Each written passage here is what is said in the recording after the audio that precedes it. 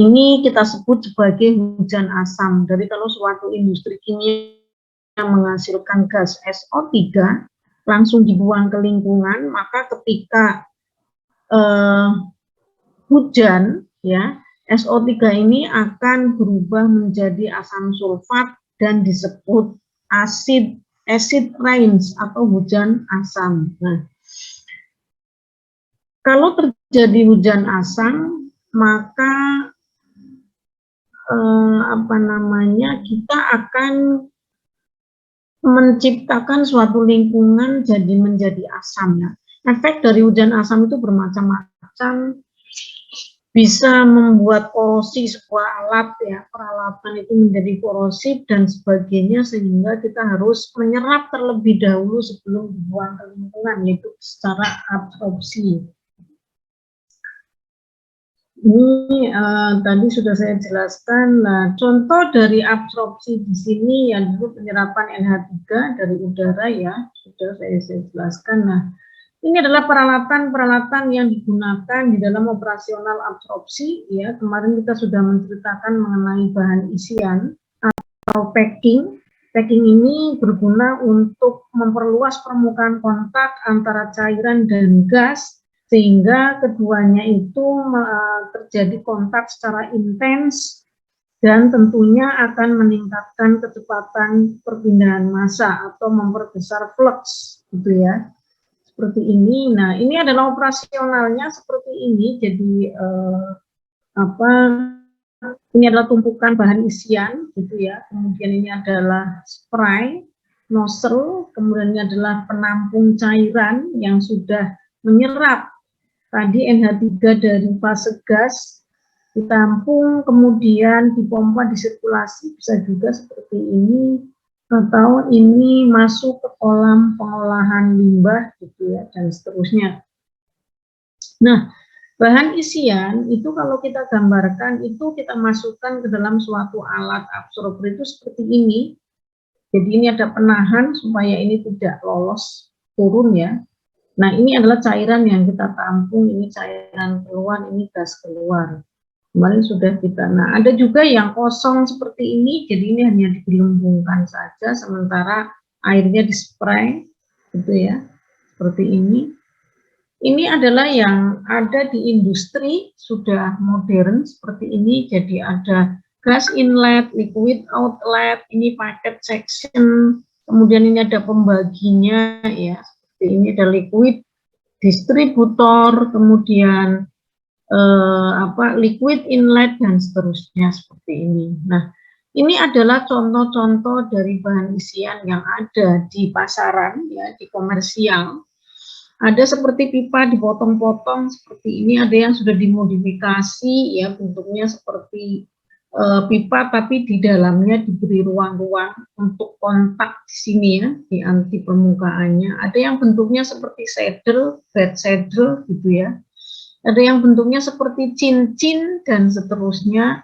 Ini semua rancangannya digunakan agar terjadi kontak yang intens seperti ini, ya. Ada seperti padatan berpori dan sebagainya. Nah, ketika ini dimasukkan ke dalam sebuah alat seperti ini, ya, maka di sela-sela dari di sela-sela dari packing tadi, bahan isian tadi, terjadi kontak, ya, antara gas dan fase cair. Nah, sebetulnya apa yang kita inginkan? Yang kita inginkan adalah bahwa packing density atau luas permukaan kontak persatuan volume dari alat ini sebesar mungkin.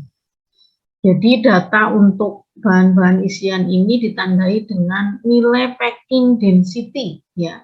Packing density-nya tinggi, berarti dia untuk luas permukaan yang besar hanya memerlukan volume yang kecil.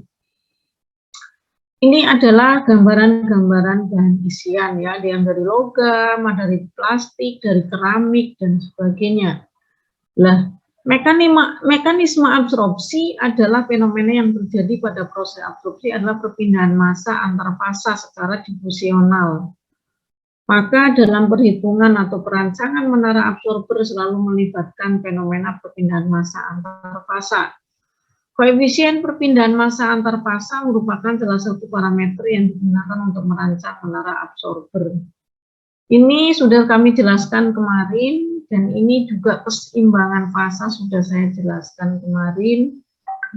Nah, apa itu definisi keseimbangan? Sudah juga ya, ketika suhu, tekanan, dan komposisi di dalam fasa cair dan fasa gas itu tetap tidak berubah dengan waktu, maka itulah keseimbangan. Nah, proses-proses aplikasi dari keseimbangan ini adalah ini Anda baca sendiri. Nah, ini adalah proses keseimbangan dinamik, di mana ini solid ini ditransfer dari fase gas itu ke fase cair, dan sebaliknya ketika di dalam fase cair sudah banyak mengandung solid, maka karena gerakan-gerakan molekul dari solid tersebut, maka dia akan meninggalkan fase cair menuju fase gas. Dan ketika kecepatan perpindahan dari fase gas ke fase cair sama dengan kecepatan perpindahan cair ke gas, maka terjadilah suatu keseimbangan. Konsentrasi keseimbangan di fase gas ini kita bisa tarik garis ke sini, dan konsentrasi di fase cair di sini. Ini adalah CAI, di sini adalah GAI, gitu ya. Seperti itu. Nah, kemudian kalau kita menambah suatu atau merubah PT atau jumlah NH3 yang ada di dalam bejana ini, gitu ya, dalam bejana ini, kalau kita tambahkan NH3, maka akan terjadi perpindahan massa NH3 dari udara ke cair dan sebaliknya, dan terbentuklah konsentrasi yang baru di masing-masing fasa. Kalau kita lukiskan di sini ya, ketika NH3-nya itu konsentrasinya di sini, maka konsentrasi NH3 di dalam fasa cair di sini. Kalau kita tambahkan, naik juga, dan seterusnya. Nah, ini adalah kurva kesetimbangan gas cair, ya, di mana kita merubah konsentrasi pada masing-masing fasa dan terbentuklah kurva kesetimbangan.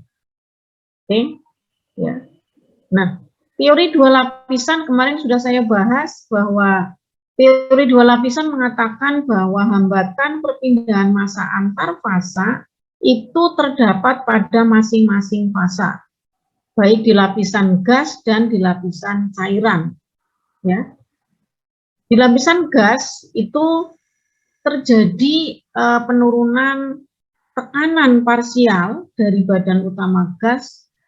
Artinya di sini ada hambatan perpindahan massa sampai mencapai suatu permukaan kontak antara gas dan cairan, ini namanya interface atau antarmuka. Nah, ini akan terjadi suatu tekanan parsial yang konstan di sini yang tertentu. Kemudian setelah mencapai interface, solid tadi akan ditransfer ke fase cair, sama ya, jadi penurunan ini atau kecepatan atau jumlah atau kecepatan NH3 yang ditransfer dari badan utama gas ke permukaan sama dengan jumlah NH3 yang ditransfer dari permukaan cairan ini menuju ke badan utama cairan. Jadi fluxnya itu sama. Nah, penjabaran teori dua lapisan ini adalah Widman dan Lewis, bahwa transfer massa antar fasa, tahanan terhadap transfer massa hanya ada di dalam kedua lapisan fasa, tapi tidak terdapat pada permukaan. Jadi di dalam permukaan ini tidak ada hambatan perpindahan massa. Yang ada itu adalah di masing-masing lapisan. Seperhambatan itu adalah koefisien perpindahan massa, atau seperkoefisien perpindahan massa adalah hambatan perpindahan massa, sehingga kita bisa kemarin melukiskan bahwa di sini adalah tekanan parsial gas, sumbu X adalah konsentrasi A di dalam fasa cair, ini adalah keseimbangan. Kita kemarin bisa mendapatkan driving force di dalam fasa gas itu adalah beda tekanan parsial di badan utama dikurangi dengan tekanan parsial di interface. Ya, ini adalah gaya dorong di lapisan gas. Gaya dorong di lapisan cair adalah perbedaan konsentrasi di interface dan konsentrasi di badan utama cairan. Jadi di sini flux besarnya sama dengan Kg atau Ky atau Kg, K kecil, driving force-nya adalah delta PA, sedangkan di dalam fasa cair flux sama dengan KL atau Kc ya dikalikan dengan delta Ca. Nah, flux ini jadi flux di fase gas itu sama dengan flux di fase cair ya. Jadi yang ditransfer dari fase gas ke interface semuanya masuk dari interface fase cair ke dalam badan utama cairan. Nah, flux sama dengan ini ya. Koefisien perpindahan massa ini adalah driving force di dalam fase gas. Ini koefisien perpindahan massa fase cair, ini adalah driving force di fase cair. Atau dapat dituliskan bahwa PAG min PAI per CAI min CAL sama dengan KL per KG. Atau kalau dibalik ini CAL min CAI sama dengan minus KL per KG. Nah, KL dan KG diketahui ya. Jadi kalau KL dan KG diketahui, maka konsentrasi di permukaan antarfasa dapat diketahui pula secara grafis atau secara analitis apabila persamaan kurva kesetimbangan diketahui. Jadi kalau kita sudah punya persamaan ini ya, persamaan ini, kita punya kondisi di gas itu di sini, misalnya di sini, maka kita bisa mengerti bahwa konsentrasi di interface adalah di sini. Jadi bisa juga konsentrasi di interface dicari dengan menggunakan grafis ya. Jadi kalau kita tahu KL dan KG, kita tahu konsentrasi di dalam fasa gas, maka kita akan bisa menentukan CAI dan PAI. Oke. Jadi PAI sama dengan fungsi dari CAI. Koefisien transfer massa lokal, ini KL dan KG kecil, perlu diketahui bahwa kondisi yang dijelaskan menggunakan KL dan KG adalah kondisi lokal berlaku pada satu tempat tertentu dalam alat transfer massa. Nah, koefisien transfer massa keseluruhan, yaitu K besar L dan K besar G, pada prinsipnya tidaklah mungkin mengukur konsentrasi pada antarmuka kedua fasa. Lebih mudah mengukur konsentrasi pada fasa gas PAG ya, bisa menggunakan pressure indikator, dan konsentrasi pada fase cair misalnya menggunakan titrasi ya, sampelnya diambil, ketahui CAL, sehingga lebih sesuai menggunakan koefisien perpindahan massa keseluruhan atau K G besar dan K besar L. Oke, ini adalah gambaran yang ditunjukkan kemarin, sudah saya jelaskan bahwa ini adalah kurva kesetimbangan ya. Kemudian ada konsentrasi A di badan utama gas, konsentrasi A atau solut tadi contohnya NH3 di interface, dan ada PA aksen. PA aksen ini adalah suatu imajinasi kita. Jadi apabila kita mengetahui CAL, susah banget. Apabila kita mengetahui CAL, ya, maka kalau kita potongkan ke kurva kesetimbangan, kita baca tekanan parsialnya, ini kita beri simbol PA bintang. Begitu juga kita punya PAG yang setimbang dengan PAG itu mana? Berarti ini ya, ke sini, ke kurva kesetimbangan terus turun, maka kita akan mendapatkan CA bintang. Jadi CA bintang adalah konsentrasi A yang setimbang dengan PAG. PA bintang adalah konsentrasi A yang setimbang dengan konsentrasi di dalam cairan CAL. Nah, driving force keseluruhan adalah PAG min CAL, ya, langsung dari fase gas ke fase cair, badan utama gas, badan utama cair.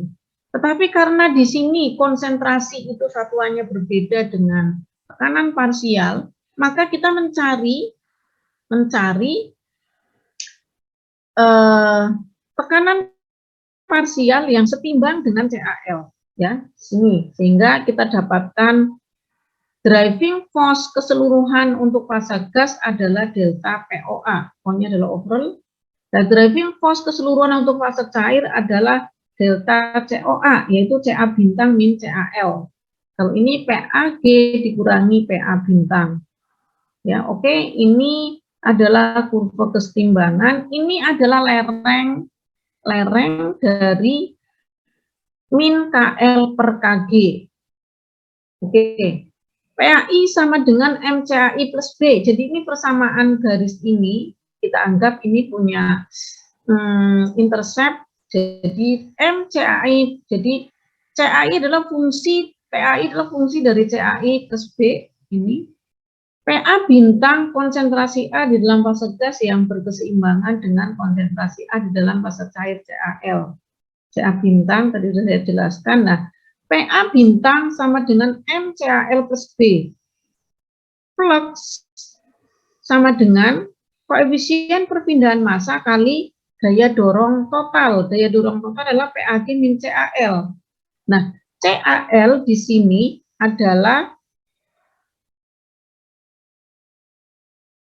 adalah di sini identik dengan PA bintang, ya. Jadi kalau ini CAI itu setimbangnya dengan PA bintang, sehingga flux di sini bisa kita tuliskan ini CAL kita ganti dengan PA bintang, yaitu tekanan parsial yang setimbang dengan CAL, ya.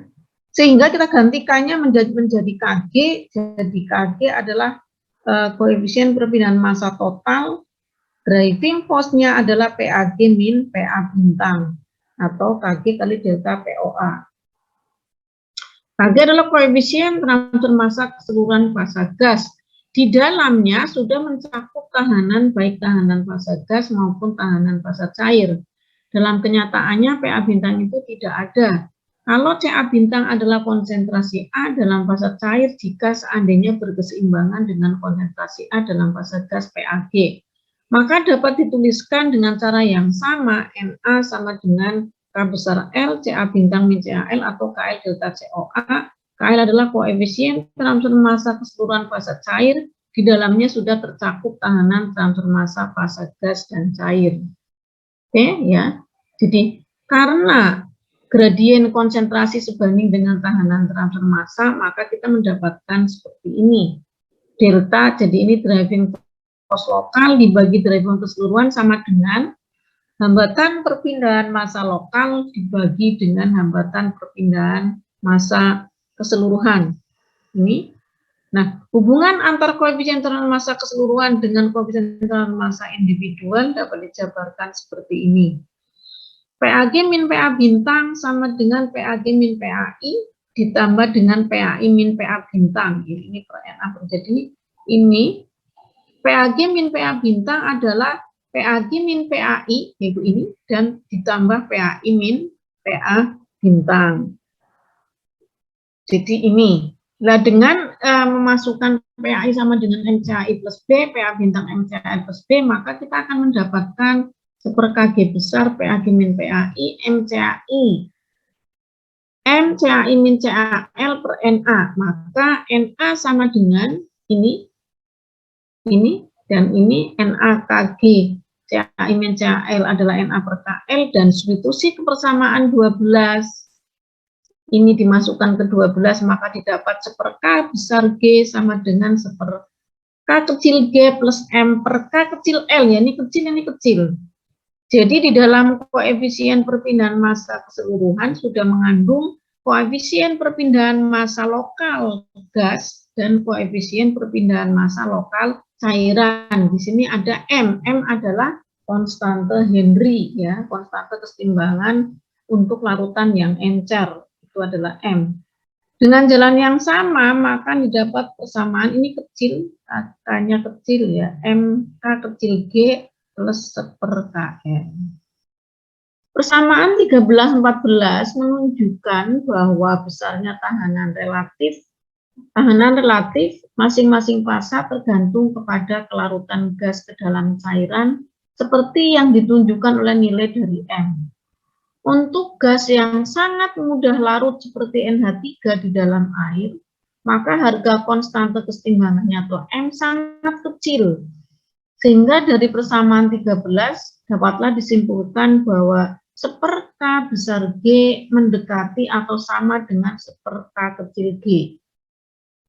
Dalam hal ini, tahanan transfer massa terbesar terletak pada fase gas. Dan untuk sistem semacam ini, tahanan fase gas memegang peranan. Untuk gas yang sukar larut, sebaliknya ya, misalnya CO2 dalam air, maka harga M itu sangat besar.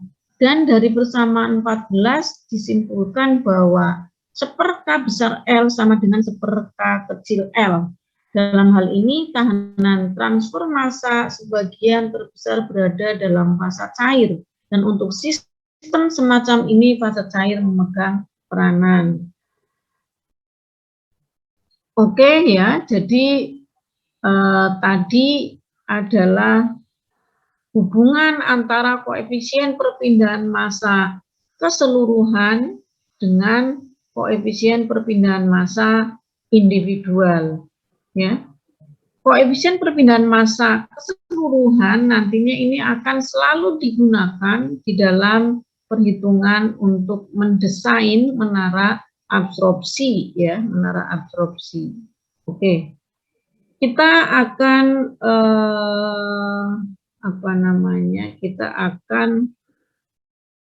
menginjak ke persamaan transfer massa untuk mendesain menara absorpsi, ya, menara absorpsi. Kita mempunyai persamaan flux seperti ini, ya. Jadi Na sama dengan K kecil, ada yang salah ini K besar, kalau ini PAG min PA bintang, ini K-nya besar ya. Nah, persamaan flux ini belum bisa untuk ya mendesain sebuah alat. Karena mendesain sebuah alat itu di situ ada berapa sih diameternya, berapa sih tingginya alat tersebut, tuh ya. Nah, bagaimana kita apabila kita menggunakan bahan isian, ya bahan isian tadi, packing tadi. Jadi packing ini kan sangat mempunyai peranan penting di dalam memperluas permukaan kontak, ya. Jadi seberapa besar sih pengaruh bahan isian di dalam memperkecil ukuran alat atau memperbesar flux? Karena apa? Semakin besar flux, maka ukuran alat semakin kecil.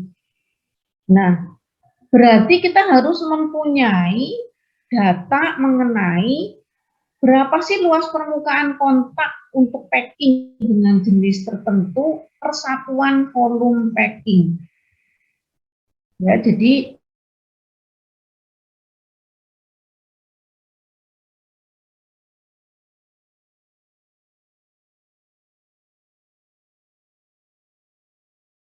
dari satu cubic feet resting rings. Kalau bed saddle tadi yang bentuknya seperti saddle ditumpuk gitu ya. Untuk satu kubik feet itu berapa luas permukaannya, luas permukaan kontak yang bisa tercipta kalau dia dimasukkan ke dalam sebuah bejana atau tabung atau silinder ya, sebuah menara gitu. Nah, mestinya kita akan memilih bahan isian yang mempunyai packing density. Packing density itu tadi luas permukaan kontak yang bisa tercipta per satuan volume dari bahan isian. Itu mestinya yang nilai packing density-nya itu simbolnya adalah A kecil, itu yang besar, ya. Jadi di samping bahan itu tidak korosif, gitu ya, juga mempunyai nilai packing density yang besar. Nah, packing density itu adalah luas permukaan persatuan volume. Nah, kalau dikalikan dengan ketinggian packing Z, maka nilai A packing density yang luas persatuan volume dikalikan dengan ketinggian panjang, maka jadi tidak bersatuan karena luas kali panjang adalah volume. Volume dibagi volume, satu nilainya.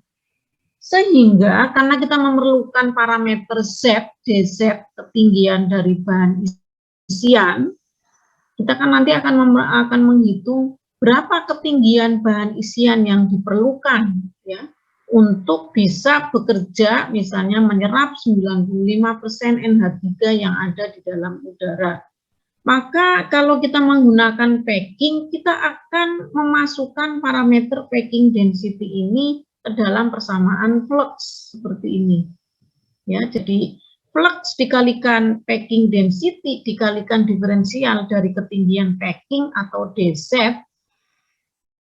Kemudian ruas kanan juga kita kalikan dengan AdZ, maka flux sekarang berubah menjadi NA kali AdZ sama dengan K kecil G, ini driving force-nya PAG min PAI. Kalau menggunakan keseluruhan, maka driving force-nya PAG min PA bintang. Nah, besarnya flux yang sudah dikalikan dengan AdZ, ini sama ternyata karena ini adalah nilainya satu, satuannya tetap adalah mol per luas per waktu ya. Jadi Na A kecil dz satuannya tetap sama, satuan flux. Karena baik koefisien tonal massa K kecil G dan K besar G dan A adalah parameter yang tergantung, yang nilainya tergantung pada bentuk geometri. Tadi ada yang racing rings, ada yang pipa berlubang, ada yang pipa berlubang disekat gitu ya, itu akan menentukan nilai koefisien perpindahan massa dan nilai packing density. Maka dan juga yang mempengaruhi adalah kecepatan aliran gas dan cairan, maka keduanya digabung.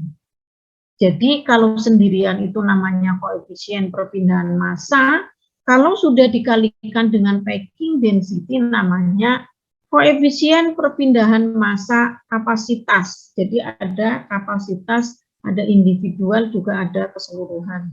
Jadi sekarang kita punya persamaan baru yang bisa untuk menghitung dz.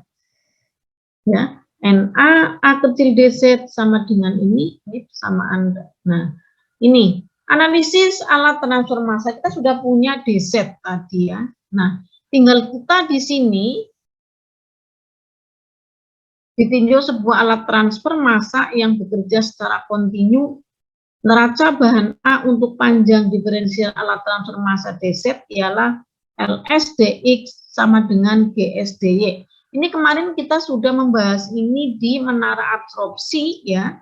Menara absorpsi yang soalnya Anda buat pekerjaan rumah ya. Anda sudah mengerjakan ini. Menara absorpsi ya, ada yang garis operasinya di atas kurva kesetimbangan, ada yang garis operasinya di bawah kurva kesetimbangan. Nah,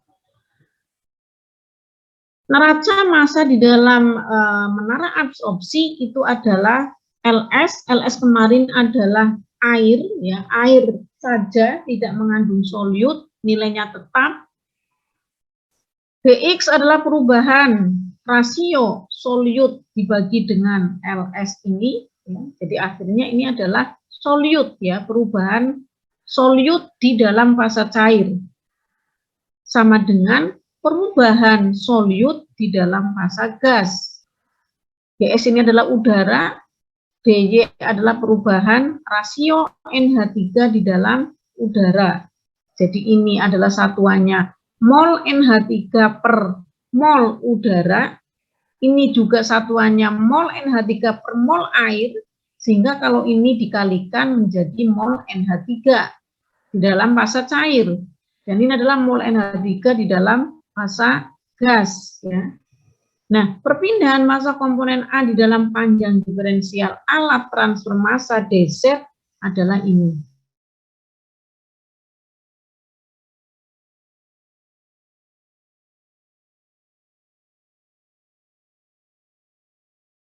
Ada masalah KYA, YA min, YA bintang, dz. Jadi dz sama dengan GS, GS itu nilainya tetap. KYA itu nilainya tetap, karena bahan isiannya itu juga kita tidak mengganti-ganti. gitu ya, jenisnya sama. Kemudian KY itu akan tetap apabila temperatur dan tekanan tetap. Sehingga kita bisa memisahkan ini sekelompok ini menjadi suatu bilangan yang konstan. DS ini adalah kecepatan udara dibagi luas dibagi waktu. Kemudian KY A ini adalah suatu bilangan yang konstan. Sehingga di dalam persamaan ini, kalau ini kita integralkan dari Z sama dengan 0 ke Z, dan ini dari Y sama dengan Y1 dan sampai dengan Y2, maka ini akan menjadi Z sama dengan GS per KYA, integral Y2, Y1 DY per YA min YA bintang.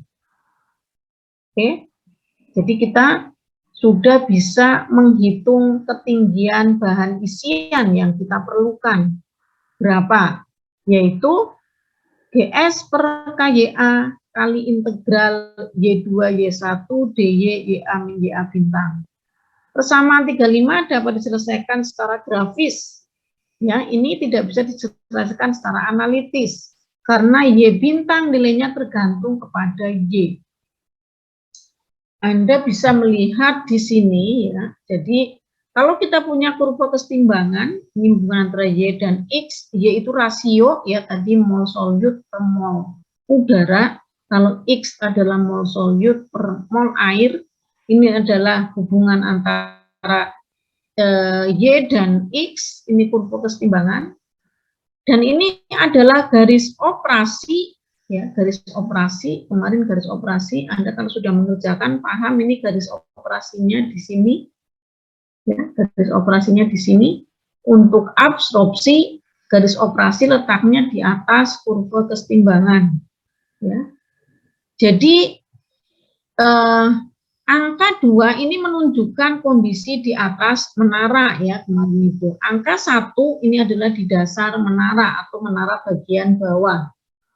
Di mana untuk Y1 adalah rasio NH3 dibagi dengan atau mol NH3 dibagi dengan mol udara masuk ke menara.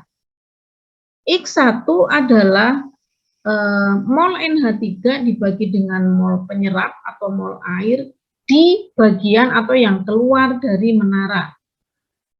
Y2 adalah mol NH3 dibagi mol udara keluar dari menara. Ya, di bagian atas, ini di bagian atas. Sedangkan X2 adalah mol NH3 dibagi mol air di atas menara atau yang masuk ke menara. Ya, sekarang ini kan berlawanan arah ya. Ini adalah counter current. Oke. Nah, kalau kita lihat di sini ya, ada YA. YA itu adalah di sembarang tempat ini adalah YA.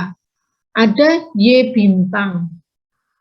Bagaimana kita menentukan Y bintang? Y bintang ini tergantung dari YA ya. Karena YA itu adalah letaknya di luar kesetimbangan. Sedangkan Y bintang adalah terletak di kurva kesetimbangan. Ya, jadi kalau kita lihat di sini,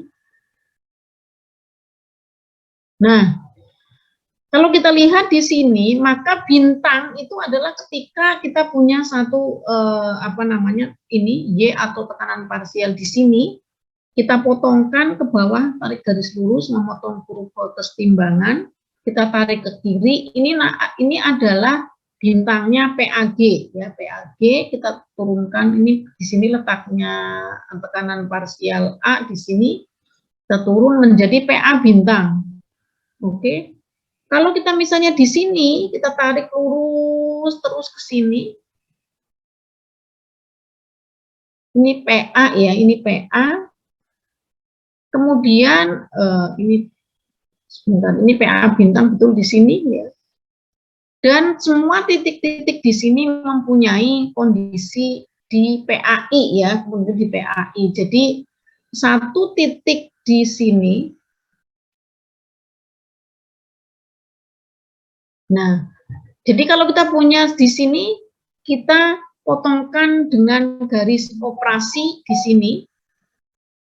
Nah, di sini ya, Y1 di mana Y1 bintang? Y1 bintang adalah di sini.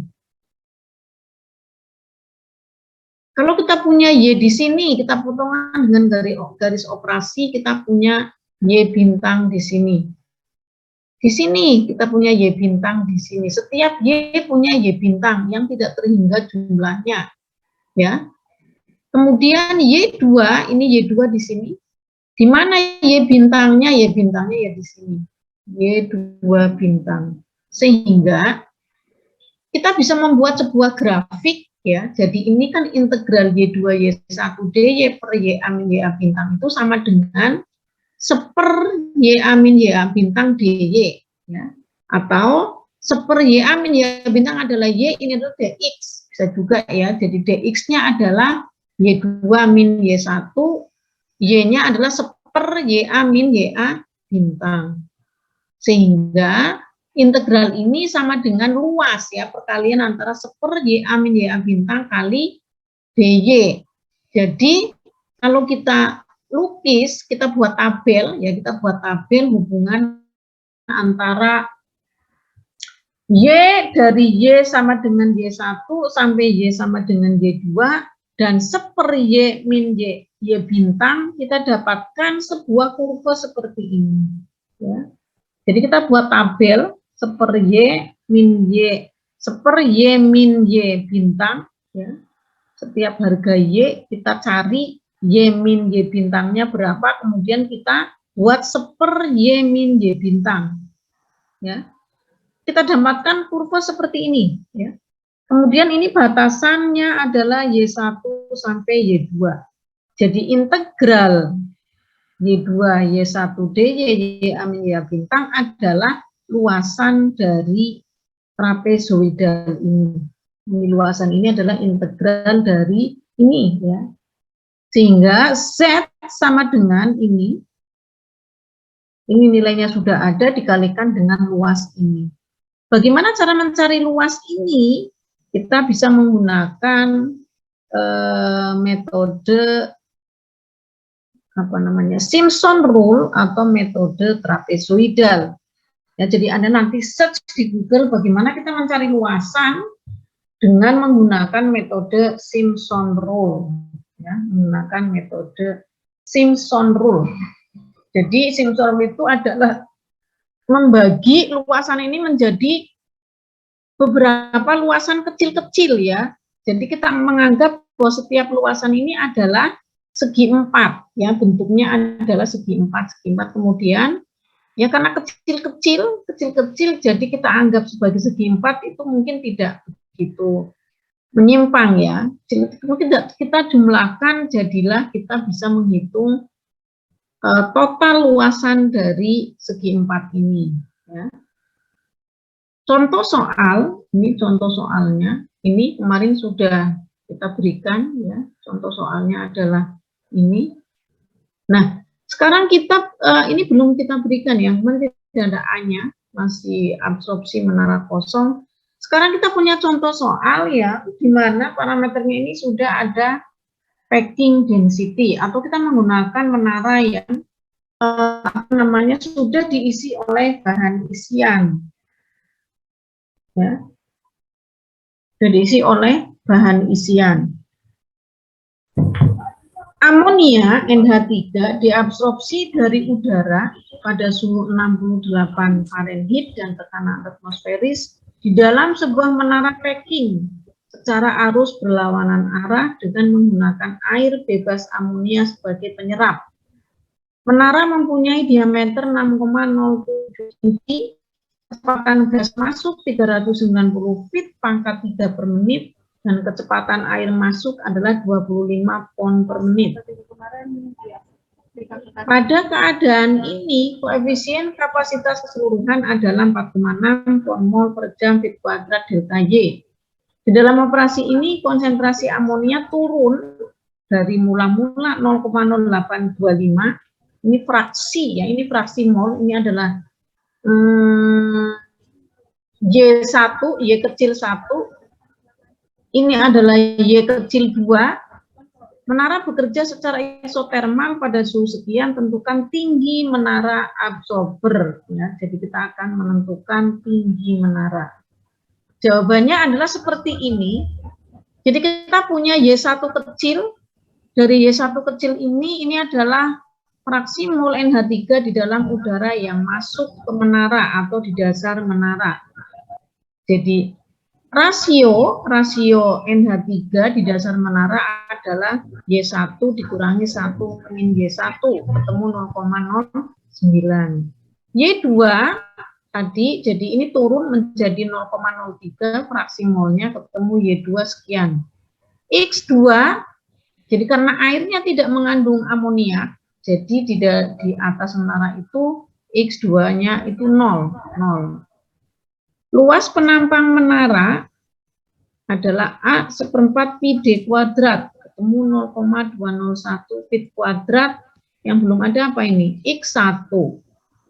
Jadi nanti X1 dicari dari LS dan GS. GS-nya adalah ini. Jadi ini suhunya ada, tekanannya ada, PVN RT ini ketemu N. 39 feet per menit itu berapa? Berapa mol per menit? Ya. Kita samakan karena ini satuannya jam, ini dibuat mol per jam berapa? Kemudian kita mencari GS. Ya, GS sama dengan ini kan G1 ya, ini G1. Tapi fraksi molnya kita tahu ya, fraksi molnya sekian. Berarti nanti udara sama dengan G1 dikurangi mol NH3. Ya, ketemu GS. LS ini adalah 25 pon per menit, ini dibagi 18 menjadi pon-mol per menit, dikalikan 60 menit per jam, jadi nanti per jam, ini juga per jam, dikalikan 60, ketemu LS dan GS. Kemudian masukkan ke sini, LS X1 min X2 sama dengan GS Y1 min Y2. Yang tidak adalah X1. X2, Y2 ada, X2 ada, Y1 ada, Y2 ada, LS, GS ada, ketemu X1. Ya, X1-nya ketemu. Sekarang Anda sudah punya Y1, X1, Y2, X2. Sehingga Anda bisa Anda bisa melukis mana garis operasinya tadi ya.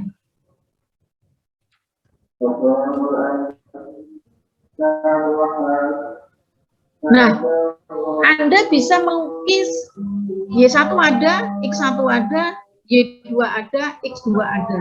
Y1, X1 ketemu titik ini. Y2, X2 ketemu titik ini. Nah, kamu buat garis. Sehingga Anda sudah punya garis operasi. Garis operasi ini. Nah, setelah kita sudah mempunyai garis operasi, maka kita segera menghitung Y1 min Y1 bintang. Y1 bintangnya di sini. Buat tabel ya. Y sama dengan Y1 bintang berapa, kemudian tabel berikutnya seper Y1 min Y1 bintang. Ketemu satu titik. Ya. Ketemu satu titik berarti Anda sudah mempunyai titik yang ini. Nah, Y1 ini seper Y1 min Y1 bintang di sini. Kemudian Anda juga menghitung untuk Y2 bintangnya di sini. Berarti Anda sudah bisa melukis seper Y2 min Y2 bintang di sini. Kemudian Anda ambil titik-titik di sini ya. Titik-titik di sini. Ketemu garis ini. Ya. Kita ambil titik-titik di antara Y1 dan Y2. Misalnya di sini, berapa kita baca di sini. Jadi Anda harus membawa kertas grafik ya. Jadi ini kuliah yang harus disertai dengan suatu praktek ya, praktek langsung. Jadi Anda harus menggambar langsung. Sehingga Anda sudah bisa melukis kurva ini. Ya. Setelah kurvanya di ini dilukis, kita akan menghitung menggunakan persamaan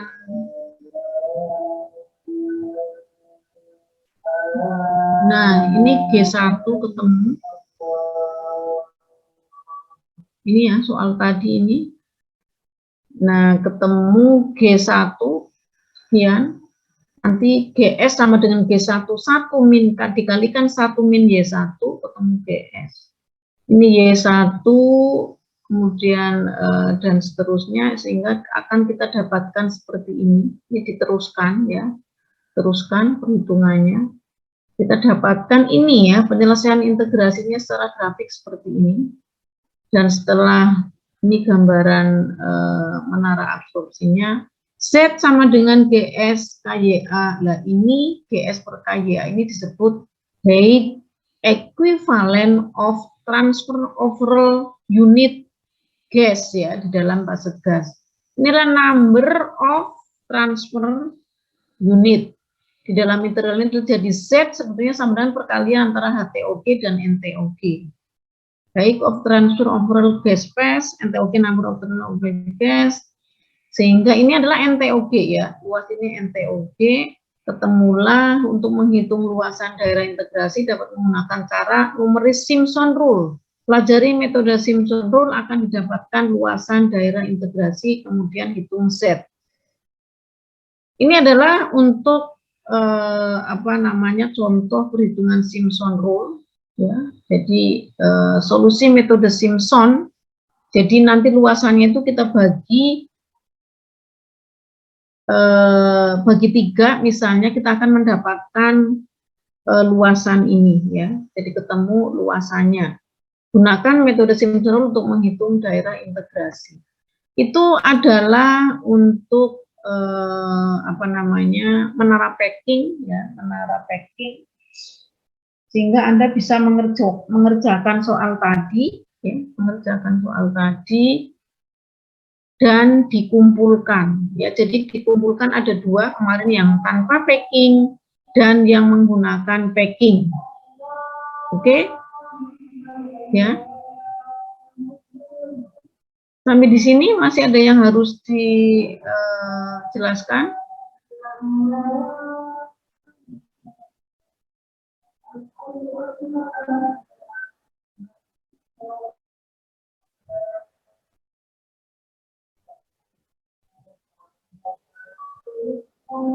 Halo? Halo?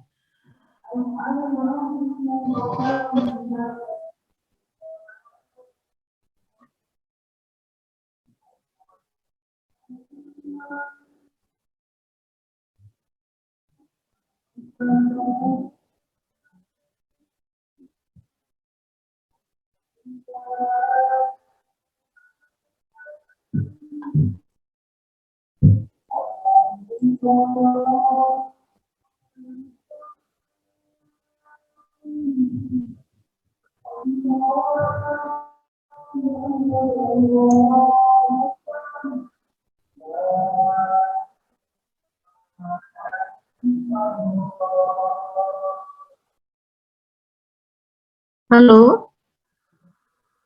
Halo? Mungkin belum ada, Bu. Belum ada?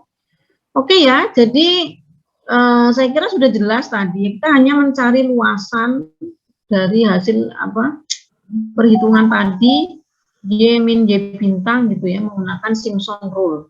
Anda pelajari Simpson rule, kemudian digunakan untuk menghitung luasan tadi ya, NTOG tadi, kemudian hitunglah Z ya. Oke, jadi ini nanti dikumpul paling lambatnya itu hari Rabu ya, hari Rabu sudah dikumpul dua-duanya, baik yang non packing dan yang packing. Oke, kemudian dikumpulnya dikirim ke alamat email saya saja, atau saya harus membuat room di di email saya aja lah Mbak ya, di email saya saja.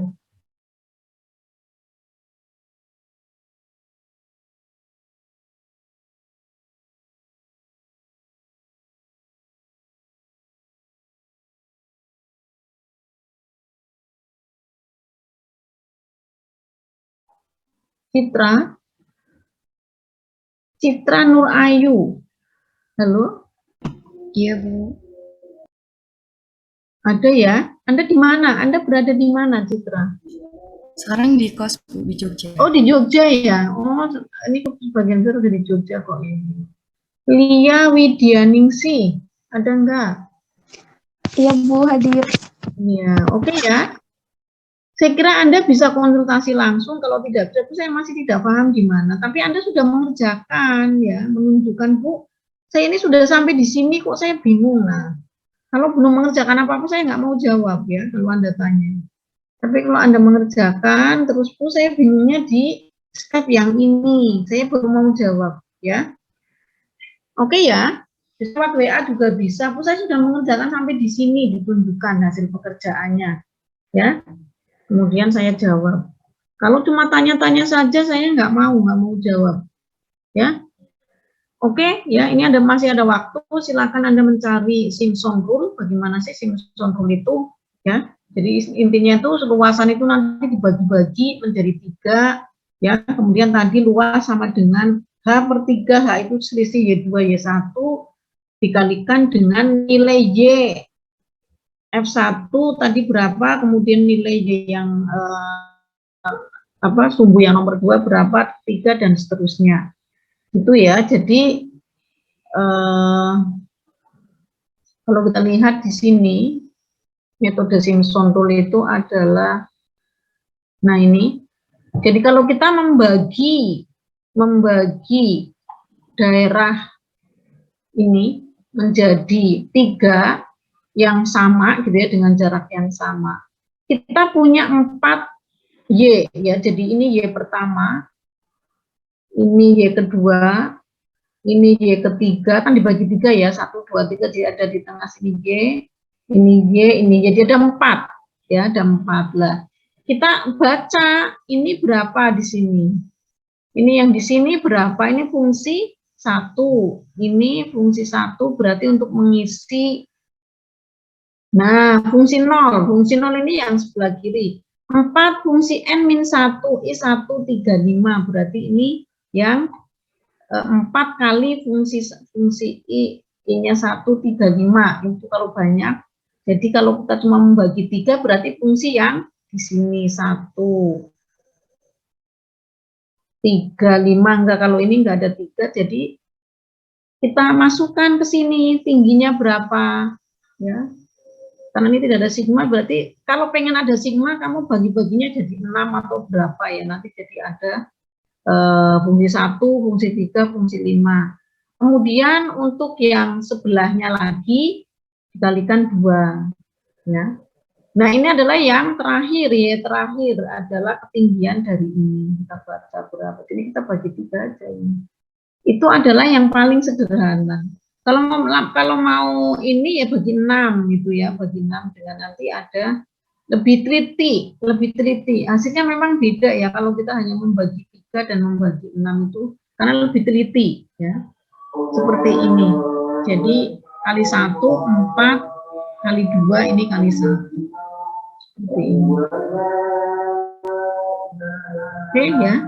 Saya kira sudah jelas. Jadi tidak ada alasan untuk tidak mengerjakan soal. Oke. Ini sebenarnya kan nanti praktikum juga, kan Anda mencari HETP gitu ya, equivalent of transfer unit.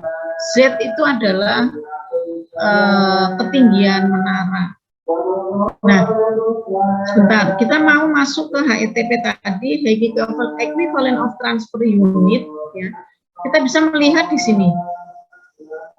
Nah, jadi kalau menara absorpsinya itu ya, jadi beberapa menara gitu ya yang bekerja berlawanan arah itu.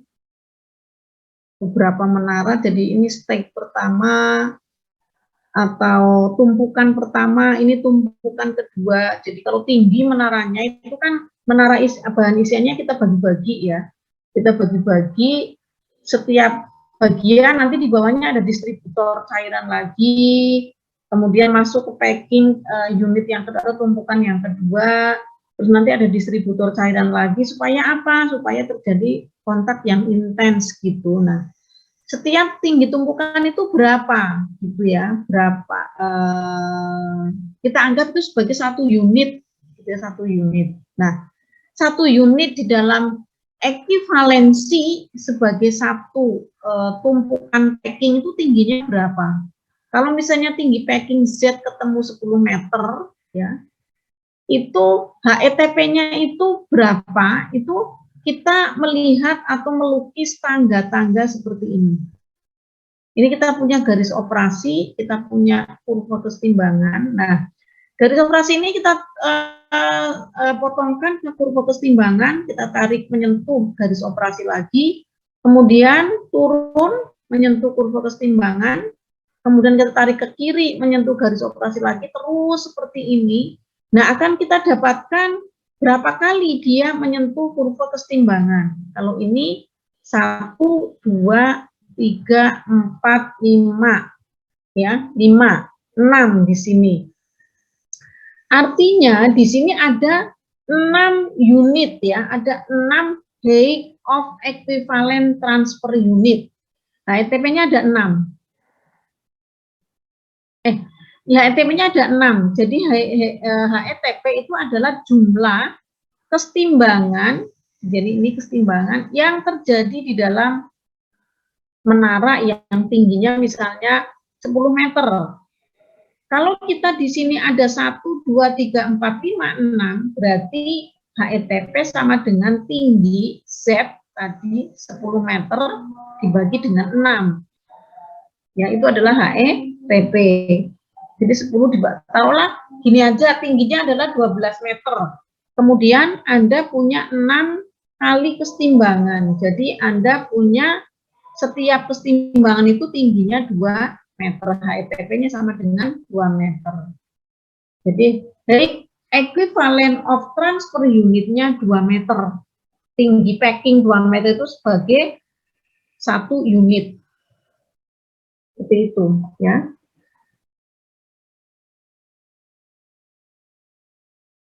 Jadi nanti dihitung Z-nya itu berapa meter, kemudian Anda buat tangga-tangga seperti ini. Nah, berapa kali tangga ini menyentuh kurva kesetimbangan HETP sama dengan tinggi dibagi dengan ini. Ya. Itu adalah HETP, bagi dengan jumlah kesetimbangan yang terjadi. Ya. Jadi Anda hitung juga HETP-nya nanti ya, HETP-nya berapa. Oke, ya. Jadi itu saja yang bisa saya berikan. Terima kasih atas perhatiannya. Kita nanti kuliah lagi hari Sabtu, ya, hari Sabtu jam 11. Demikian, ya.